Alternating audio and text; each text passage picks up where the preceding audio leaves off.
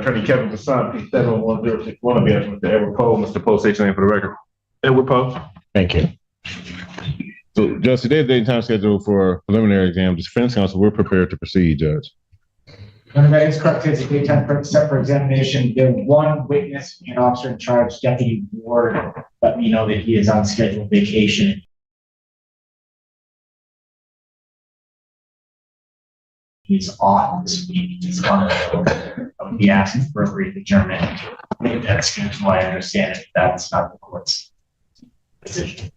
And Judge, just for the record, defense counsel, we would move for dismissal, Judge. I believe the people have had more than enough time to secure their witnesses for this particular exam, Judge. Again, I'm not the people, Judge, but I'm not even certain how much. You want to keep going when you're winning? Thank you, Judge. I've been saying that all day to people. They just, I don't know. It's my friendly face. People want to talk to me. Yeah, maybe. All right. People being unable to proceed, this case is dismissed. That's without prejudice. Thank you very much, Judge. All right. Thank you, sir. Have a good day.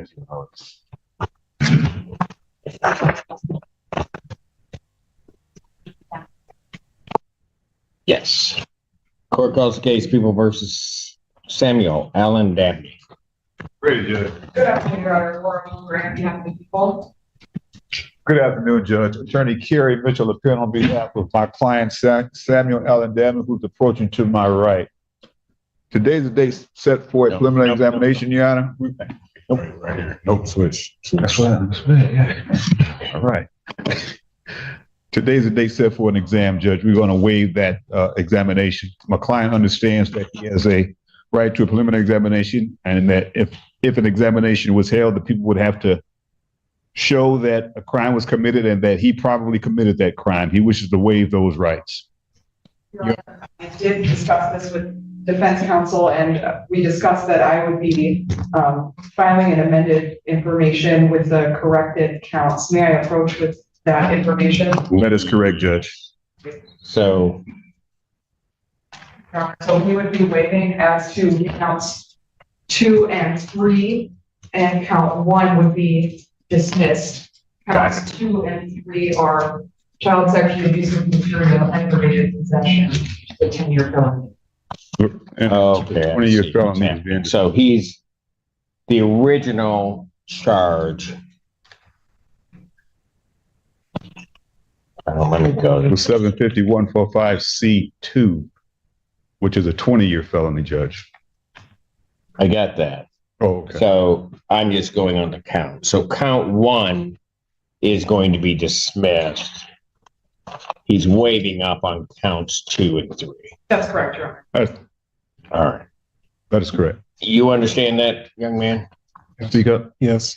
All right. And you understand that you're waiving your right to a preliminary examination where the people would have to show by the standard of probable cause that these offenses were committed and that you committed them. Yes. Okay. And you understand you're not going to have that hearing and you'll proceed to circuit court for further resolution. Yes. All right. People also waive their right. Your Honor, as to the matter of bond. Oh, hold on a second. Preliminary examination having been waived, defendant is bound over to circuit court on counts 2 and 3. Count 1 is dismissed. Yes, go ahead as to bond, but as to the circuit court arraignment, you waive formal reading of the complaint. Yes, Judge. Or the information. Stand mute at this time. Yes, Judge. Defendant having waived formal reading, standing mute. Court will enter a not guilty plea. Pretrial will be set for January 15th at 1:30 with Judge Slay.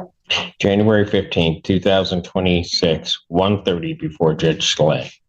Yes, as to bond. Your Honor, as to bond, I believe that the bond is really excessive. It's $500,000 based upon the amended charge, which is basically half of what he was facing. I believe an appropriate bond, and also my client has no prior criminal history whatsoever. I would respectfully ask the court to place a more reasonable bond considering the circumstances. I believe I'm not asking for a personal bond, Judge. I respectfully ask the court to give him a bond, possibly $25,000, 10%. $500,000, I believe, is really accessible. know if the court remembers, they probably had 1,000 other cases since I last argued. No, I remember you. Oh, okay. And maybe that's a good thing or a bad thing, but Yeah. I remember. Well, I was hesitant because I gotta catch a plane tomorrow. I don't want to get locked up today, so otherwise I wouldn't mind, but. Or maybe they'll hold the plane for you if you keep on. May I? Yes. I would object to a change in bond. I did, Detective Morrison from Washington County is the officer in charge of this case, and I did speak with her today. She did a review of Mr. Allen Dabney's phone, and both in the report and in my conversation with her said that he had an overwhelming amount of child sexually abusive material on his phone. And it was accessible by her, not a forensic analyst. Just in reviewing his phone, he had an overwhelming amount of both images and videos, and prepubescent children. I think given that his bond is appropriate. Yeah, I'm not going to go into everything that I said before. He was in a relationship with an individual. This individual, I believe that given the circumstances and the bond is just really excessive. I don't want to get into the other underlying facts about, and the people know that this other person that was the target of this investigation is the main character in this situation. Let me ask this, and I understand that there have been a change in charges. I also know that sometimes when that happens, when there's a waiver up, it's a waiver up on 2, but given what would be this overwhelming amount of stuff, and again, I don't know what that is or necessarily quantifiably means, could there be potential other charges?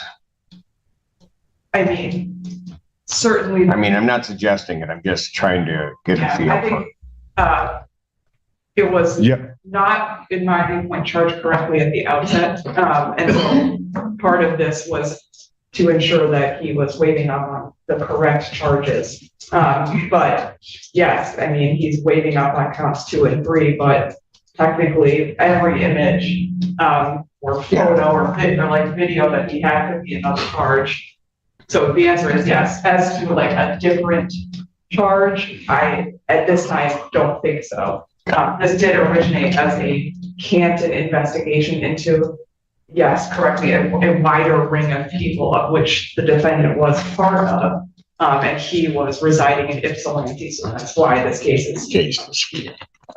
And just briefly, Judge, the person that he was involved with that originated in Canton, those individuals were referred to the federal system and they were prosecuted in that realm. He is the only one that was not, and that is because he was not, in their opinion, a main character in this. When you say they're the federal. Correct.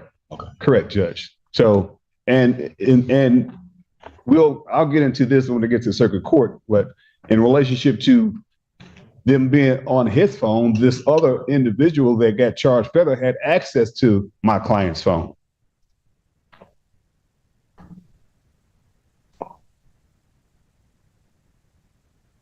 Sure. Having heard everything in this, I will reduce the defendant's bond. I'm going to grant the motion in part, but not nearly to the extent that the defendant wants to reduce. I'll reduce his bond to a $250,000 cash surety bond. Court consider 10%? If I would have said it. Okay, well, I want to catch that plane, Judge. Yes. You're doing everything to not, but no, I will not consider 10%. Thank you. Have a good day. Court calls the case, People versus Merlin Amended. That's what? Oh, that's the recall. Is the I just want to make sure it's working. Did Ken let you know? Is it working? Yes. Okay. And I can see it. Gonna wait till. Okay. Ashley Feltus for the people.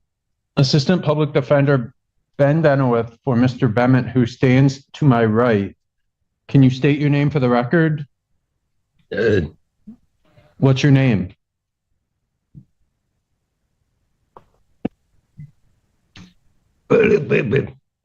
Okay. Would these headphones help you? Can you hear a little bit?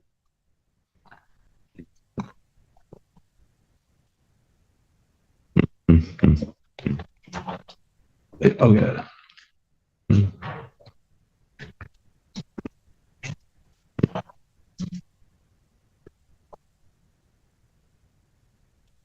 You want to try these? No? Okay. Your Honor, we would like to set this matter for exam.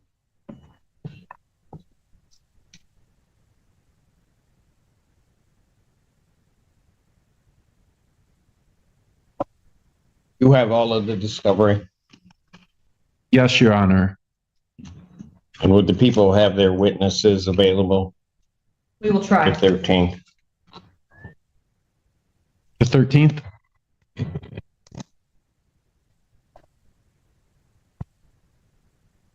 Preliminary examination in person will be set January 13th, 2026, 9 a.m. before 15th District Court Judge.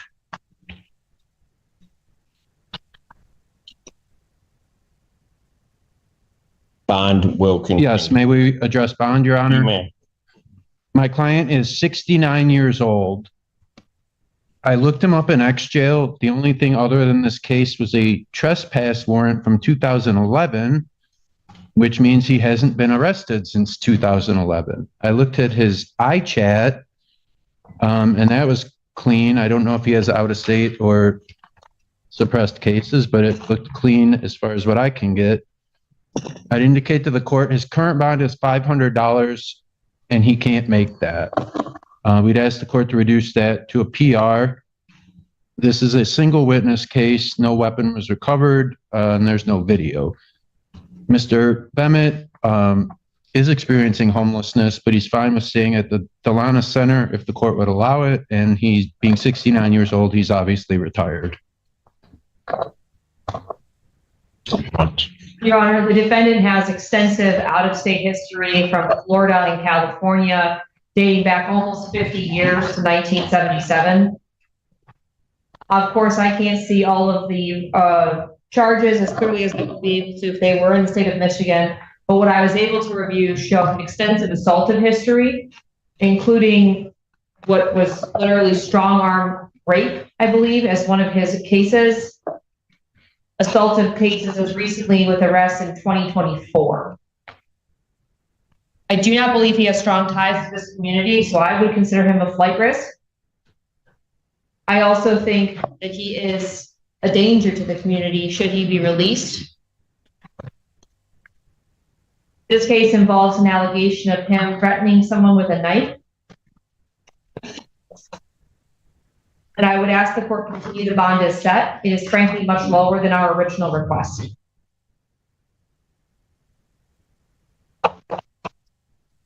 Anything else?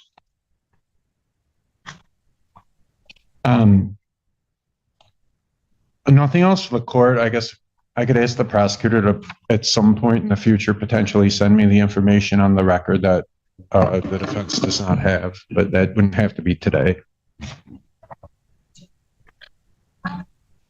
I'm going to deny the request at this point and continue his bond as it's set. I think it's appropriate. And certainly it can be raised on the 13th of January.